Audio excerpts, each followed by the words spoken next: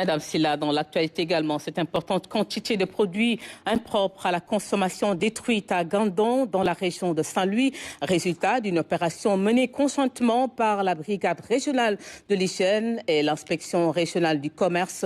La cérémonie d'incinération a permis aux autorités d'appeler à plus de vigilance pour lutter efficacement contre ce phénomène. Bakary Dambassi.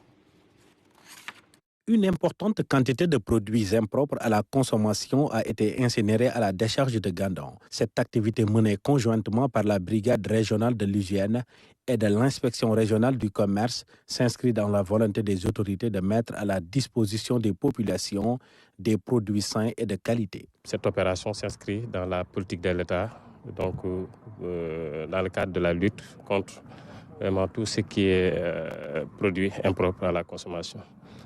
Je tiens à saluer l'engagement et le professionnalisme des agents des services d'hygiène, des services techniques, ainsi que les forces de défense et de sécurité. Il faut collaborer avec les acteurs et aussi avoir un sens élevé de la responsabilité. Tous les chefs de service ont travaillé de concert pour la saisie de ces marchandises, notamment de l'eau, du café, du vinaigre, entre autres produits. Une vigilance accrue demeure nécessaire afin de mettre un terme à ce phénomène. La valeur approximative est de 107 383 260. Il s'agit de produits alimentaires et non alimentaires, dont des produits de grande consommation, des produits pharmaceutiques et autres produits médicaux. Au Kangam, c'est un produit impropre à la consommation.